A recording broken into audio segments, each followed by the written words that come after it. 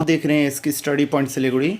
और इस वीडियो में हम लोग कवर करने जा रहे हैं क्लास 10 का लाइफ साइंस चैप्टर 2 को, कंटिन्यूटी ऑफ लाइफ को।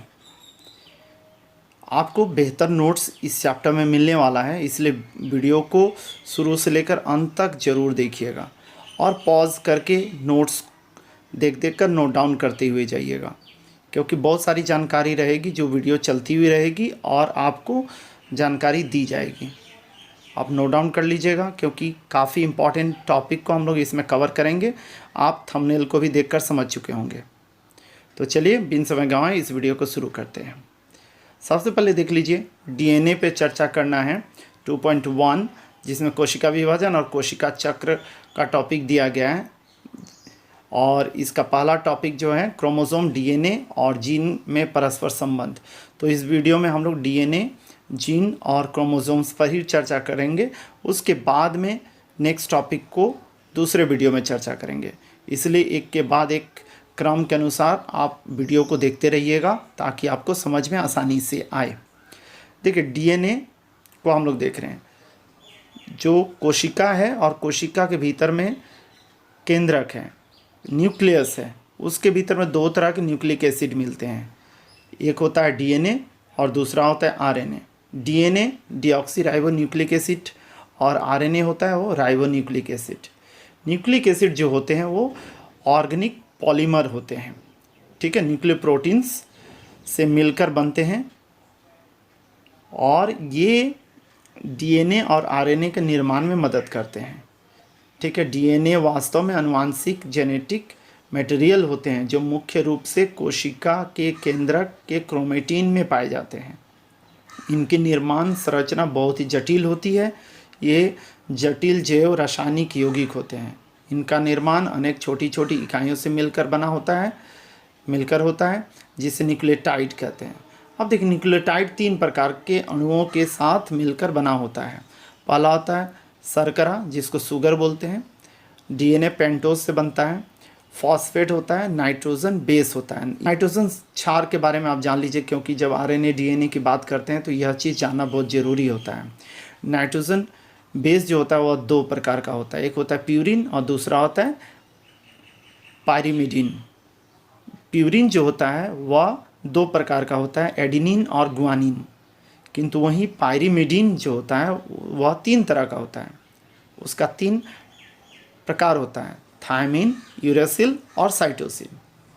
तो जब हम लोग डीएनए की बात करते हैं, डीऑक्सी राइबोन्यूक्लिक एसिड की बात करते हैं, तो उसमें याद रखना है आपको, इसमें 4 नाइट्रोजन बेस होते हैं। वह है एडिनाइन, थायमिन, साइटोसिन और गुआनिन।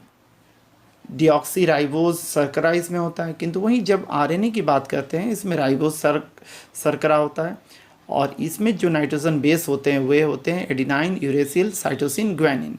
तो यहाँ पे आप समझ लीजिए, जो थायमिन होता है डीएनए में, उसके जगह पे यूरेसिल आ जाता है। यूरेसिल पायरिमिडिन रहता है, थायमिन नहीं रहता है। तो यही अंतर है। 4 नाइट्रोजन बेस का नाम आप याद करके रखिए, एग्ज़ाम में आता है, ऑब्जेक्टिव में भी आता है, जिसको आप समझ के रखिए। अब देखिए structure of DNA. DNA molecule जो है उसका स्ट्रक्चर कैसा होता है उसको यहाँ पे दिखाया गया है, बताया गया है। आप देख लीजिए, देखकर समझिए।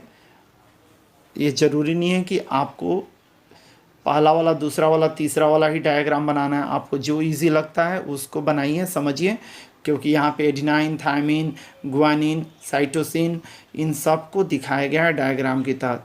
देख रहे हैं, डबल हेलिक्स स्ट्रक्चर दिखाया जा रहा है। इसमें ऊपर में भी दिखाया गया है, किंतु बाद वाले में कलर में दिखाया गया है। और यही आपको डीएनए का स्ट्रक्चर के बारे में बता रहा है। ध्यान से देखकर समझ लीजिए। अब देखिए, डीएनए का कार्य को देखकर समझिए। यह आनुवांशिक सूचनाओं को एक पीढ़ी से दूसरी पीढ़ी में पहुंचाता है। 2 नंबर देखिए, यह समस्त जैविक क्रियाओं का नियमन करता है। 3 नंबर, यह आरएनए का संश्लेषण करता है। अब आरएनए और डीएनए का जो अंतर होता है उसको पढ़ लीजिए, क्योंकि यह भी एग्ज़ाम में आता है। स्क्रीनशॉट लेकर भी आप लिख सकते हैं। डबल हेलिक्स स्ट्रक्चर होता है डीएनए का, किंतु आरएनए का देखिए सिंगल हेलिक्स स्ट्रक्चर होता है। और जो नाइट्रोजन बेस होते हैं उसको बता दीजिए। फिर फुल फॉर्म बता दीजिए केंद्रक में उपस्थित रहता है मुख्य रूप से डीएनए, और आरएनए कोशिका द्रव्य में भी रहता है। तो इस चीज़ को आपको बताते हुए जाना है। उसके बाद हम लोग देखते हैं क्रोमोसोम्स के बारे में। क्रोमोसोम्स जो होता है वह कोशिका के केंद्रक में पाई जाने वाली धागेनुमा रचना जो माता पिता के आनुवंशिक लक्षणों को एक पीढ़ी से दूसरी पीढ़ी या फिर बच्चों तक ले जाता है, क्रोमोसोम्स कहलाता है। ठीक है, तो इसका स्ट्रक्चर देख लीजिए, दोनों तरह से स्ट्रक्चर बना के दिखाया गया है। उसके पार्ट्स के नाम लिखे गए हैं। सेंट्रोमियर से यह जुड़ा रहता है एक दूसरे से, दो तरह का देख लीजिए, यहाँ पे देखकर समझ लीजिए। और क्रोमोसोम्स का जो टाइप होता है उसको भी समझ लीजिए आप। ऑटोसोम्स, जिसको सोमेटिक क्रोमोसोम्स भी बोलते हैं। ये गुणसूत्र जो होते हैं, क्रोमोसोम्स जो होते हैं वो शारीरिक लक्षणों के जिस स्थान पर होते हैं और लिंग निर्धारण होने वाले संतानों में इनकी कोई भूमिका नहीं होती है। तो सोमेटिक क्रोमोसोम्स हो गया और दूसरा हो गया सेक्स क्रोमोसोम। तो कुल मिला के मनुष्य के कोशिका में, एक कोशिका में 46 क्रोमोसोम्स होते हैं, या फिर समझ लीजिए 23 जोड़े क्रोमोसोम्स होते हैं, जिसमें एक जोड़ा या फिर 2 क्रोमोसोम्स जो होते हैं वे सेक्स क्रोमोसोम कहलाते हैं। ठीक है, जो सेक्स निर्धारण या फिर लिंग निर्धारण के लिए जिम्मेदार होता है। आप देखिए किस तरह के दिखते हैं सारे क्रोमोसोम्स के जोड़े, देखकर समझ लीजिए। ठीक है, देखते जाइए। क्रोमोसोम्स की संख्या को हम लोग हैप्लॉइड डिप्लॉइड भी करके डिवाइड करते हैं, तो उसको भी समझ लीजिए। अब क्रोमोसोम्स की संरचना के बारे में आप देख पा रहे हैं अपने स्क्रीन पर। आप चाहें तो इन नोट्स को तैयार कर सकते हैं, बहुत अच्छी तरह से इसकी स्टडी पॉइंट से लिखड़ी आपके लिए लेकर आया है। डायग्राम भी देख लीजिए क्रोमोसोम्स का स्ट्रक्चर कैसे हो सकता है। यहाँ पे कुछ पॉइंट्स को दिया गया है, जैसे सेंट्रोमियर अभी थोड़ी देर पहले मैं बोला। क्रोमोसोम्स का वह स्थान जहाँ 2 क्रोमेटिड्स आपस में संयुक्त रहते हैं और कोशिका विभाजन के समय यहाँ से स्पिंडल फाइबर जुड़े रहते हैं, उसे सेंट्रोमियर कहते हैं। सेंट्रोमियर की स्थिति के आधार पर ही क्रोमोसोम्स को इन 4 भागों में बांटा जाता है: टेलोसेंट्रिक, एक्रोसेंट्रिक, सब मेटासेंट्रिक और मेटासेंट्रिक। इसका डायग्राम भी देखकर आप पढ़ लीजिए, समझ लीजिए, याद कर लीजिए। अब कुछ टर्म्स है जिसको आपको याद रखना है, जिसको आप पहले भी पढ़ चुके हैं यहाँ पे थोड़ी देर पहले।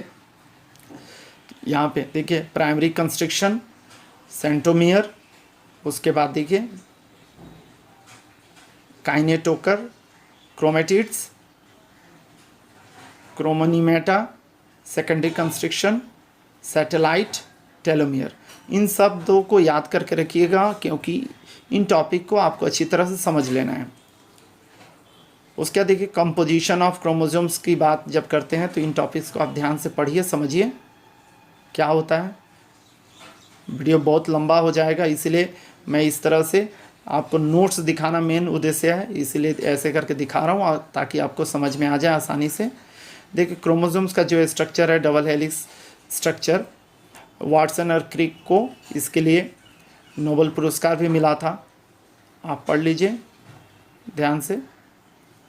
अब देखिए कुछ अंतर है जिसको आपको दिखाया जा रहा है, एग्जाम्स में आता है, आप देख पा रहे हैं कि किस माध्यमिक परीक्षा में आया है।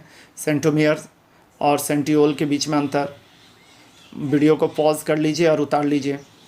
फिर दूसरा वाला देखिए क्रोमेटिड और क्रोमोसोम्स में अंतर। ठीक है, लिंग निर्धारण में भाग लेने की प्रकृति के आधार पर ये 2 प्रकार के होते हैं क्रोमोसोम्स, ऑटोसोम और एलोसोम, जिसको सोमेटिक क्रोमोसोम्स बोलते हैं या फिर सेक्स क्रोमोसोम बोलते हैं। ऑटोसोम और एलोसोम में अंतर देख लीजिए। जो एलोसोम होते हैं वह नर में XY होता है, किंतु मादा में XX होता है। देखिए क्रोमोसोम और सेंट्रोसोम में अंतर देख लीजिए।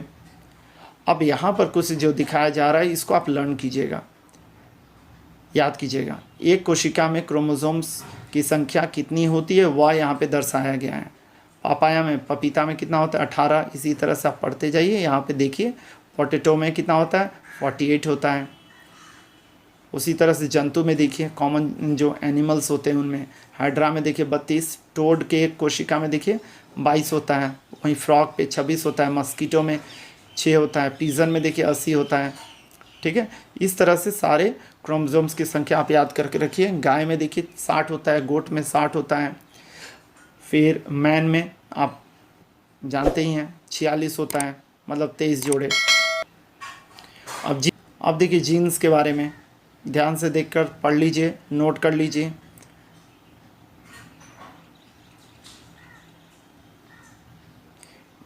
जीन गुणसूत्र का वह भाग है जो एक गुण पर नियंत्रण रखता है। प्रत्येक गुणसूत्र या क्रोमोसोम पर अनेक जीन एक रेखीय में उपस्थित होते हैं। ऐसा अनुमान है कि मनुष्य के प्रत्येक गुणसूत्र में करीब 3000 से अधिक जीन होते हैं। जीन डीएनए का बना होता है और इसी कारण यह प्रोटीन संश्लेषण का पर पूर्ण नियंत्रण रखता है। जीन का पता मेंडल ने लगाया था, उन्होंने इसे आनुवंशिक कारक या फैक्टर कहा। आप जीन और क्रोमोसोम्स में संबंध देखकर नोट कर लीजिए। उम्मीद कर रहा हूँ आपको प्रॉपर नोट्स मिल गया होगा। लाइफ साइंस क्लास 10 का चैप्टर 2 का पार्ट 1 आपने देखा है, इसका पार्ट 2 में देखिएगा तो नेक्स्ट टॉपिक को कवर किया जाएगा। Thank you very much for watching इसके स्टडी पॉइंट से लेकर।